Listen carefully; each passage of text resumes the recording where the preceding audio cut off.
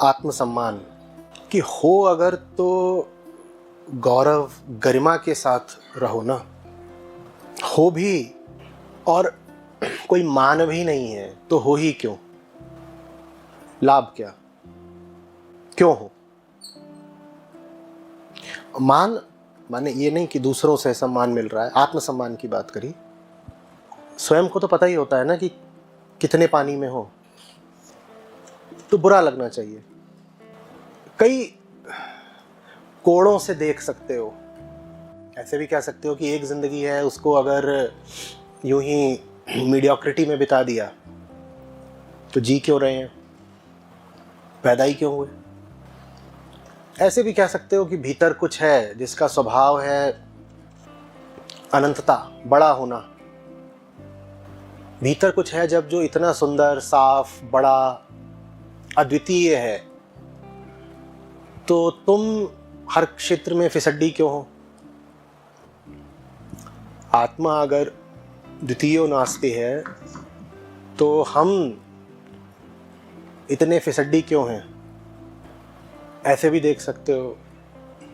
असल में मेरे लिए थोड़ा मुश्किल है, मैं विचार कर रहा हूँ ये समझ पाना कि ऐसा मन कैसा होता है जो कुछ कर रहा है और उसमें उसको अक्षम होना या मीडियोकर होना बर्दाश्त हो जाता है।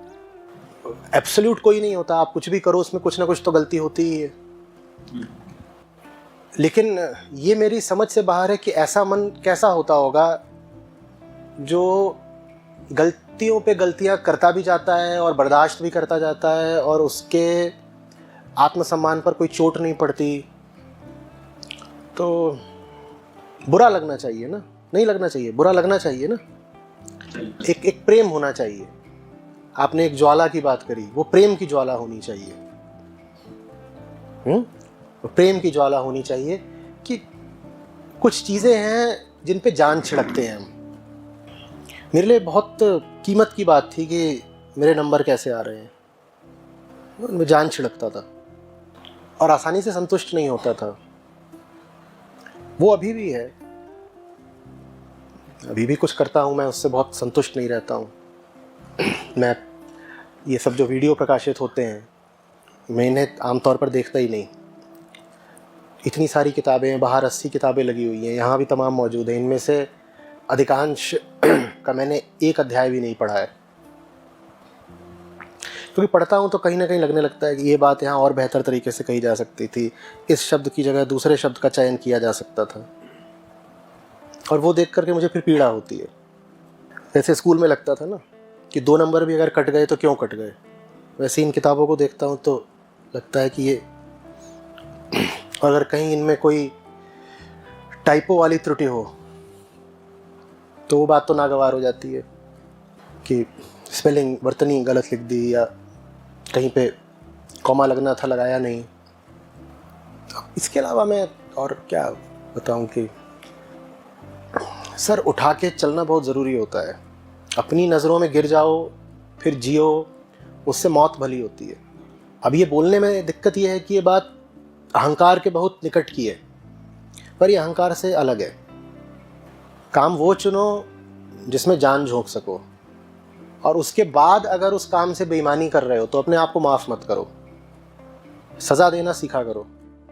मेरी कल परसों तबीयत ख़राब थी, कल भी परसों भी, आज भी पूरी तरह ठीक नहीं है। तो परसों मैं गया नहीं जिम, तो कल इसलिए नहीं बता रहा हूँ कि अपना उदाहरण पेश कर रहा हूँ जैसे मैं कोई बहुत गौरवशाली जीव हूँ, इसलिए बता रहा हूँ ताकि शायद समझा सकूँ। तो कल गया, परसों का मिस हो गया था जिम, तो कल टेनिस गया, उसके बाद जिम जाना था, और कल तबीयत ठीक नहीं थी। तो 1 घंटे मुझे खेलना होता है, तो कल मैं 1.5 घंटे खेला क्योंकि परसों छूट गया था। पहले 1.5 घंटे खेला भी, उसके बाद फिर जिम भी गया, क्योंकि उसमें दूसरी बात भी है। जो मेरे ट्रेनर हैं वो पूरी ईमानदारी से मेरे साथ लगे हुए हैं, मैं कैसे बेईमानी कर दूं। ये अपनी इज्जत की बात है ना, अपने आत्मसम्मान की बात है। मैं इस चीज़ में भी उनको आगे कैसे निकल जाने दूँ? ईमानदारी में भी तुम ही आगे निकल जाओगे। आप तो लगातार उपलब्ध हो अपना काम करने के लिए, हम ही बेईमान कहला जाएं? तो अपने आप को सज़ा देना भी आना चाहिए कि अगर 1 घंटा छूटा है तो अगले दिन 1.5 घंटा कम से कम करूँगा, और उसके बाद और भी करूँगा। बुरा लगना ज़रूरी है, लाज आनी ज़रूरी है। और एक बात अच्छे से समझना, जिस आदमी को शर्म नहीं आती उसके लिए तरक्की बहुत मुश्किल हो जाती है। बस शर्म ऐसी नहीं होनी चाहिए जो आपको ज़मीन में गाड़ दे, एक वाली भी शर्म होती है जो आपका सर ही झुका देती है। शर्म वो होनी चाहिए जो आपको आकाश में उछाल दे। इतनी शर्म आई कि 2 गुनी मेहनत करी। आप मेरे विषय में कह रहे थे कि मैं इस चीज़ में अच्छा रहा, उस चीज़ में अच्छा रहा।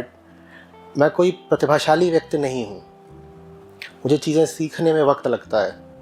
नेचुरल टैलेंट जिसको बोलते हैं मुझ में बहुत ज़्यादा नहीं है, लेकिन जब कुछ शुरू कर देता हूँ, जब किसी चीज़ में प्रवेश कर देता हूँ तो उसमें ईमानदारी रखता हूँ कि अब ये कर लिया है तो करना है, भले ही सीखने में देरी लगे। मैं 2-3 दफ़े अपनी पढ़ाई में फ़ेल भी हो चुका हूँ, तो नर्सरी में ही फ़ेल हो गया था।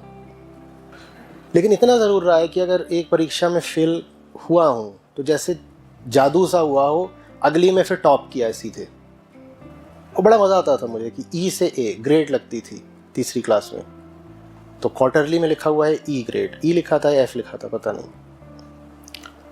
और हाफ ईयरली में सीधे ए। वो जज्बा होना चाहिए जो आपको आगे बढ़ा सकता हो, उसके सामने सर झुकाना आना चाहिए, उसकी डांट खाने की आपकी पूरी तैयारी होनी चाहिए। ये आत्मगौरव का हिस्सा होता है,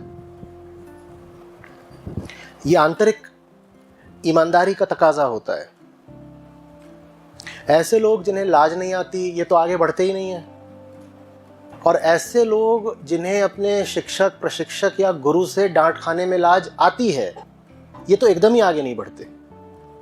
क्योंकि आपको लाज बहुत ज़्यादा आएगी तो या तो आप झूठ बोलना शुरू कर दोगे, जो काम करा नहीं वो बोल दोगे कर दिया, या फिर जो सिखा रहा है उससे आप नाता तोड़ लोगे, क्योंकि वो डांट लगाएगा, आपको लाज आ जाएगी, आप उससे नाता तोड़ लोगे। तो मैंने कहा आत्मसम्मान होना चाहिए। इस बात की बहुत नहीं परवाह करनी है कि दूसरे कितना सम्मान कर रहे हैं, दूसरों से तो अपमान खाने की भी पूरी तैयारी होनी चाहिए।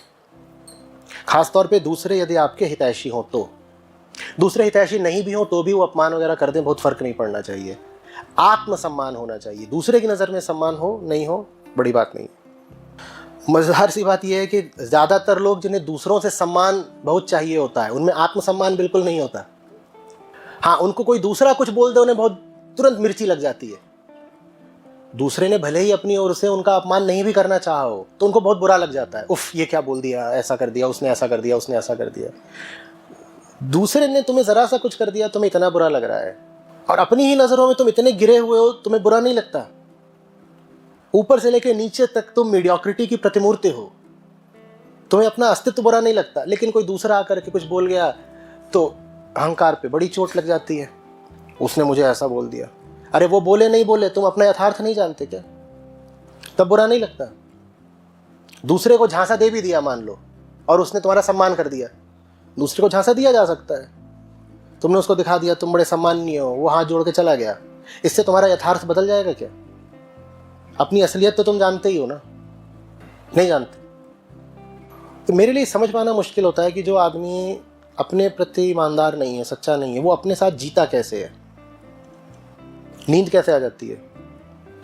शायद माहौल से होता होगा, आपके माहौल में सभी वैसे ही हैं तो आपको लगता है ऐसे ही चलता है, या पता नहीं कैसे होता है, मुझे मालूम नहीं। पर घूम फिर करके वही एक शब्द मेरे दिमाग में आता है, बुरा लगना।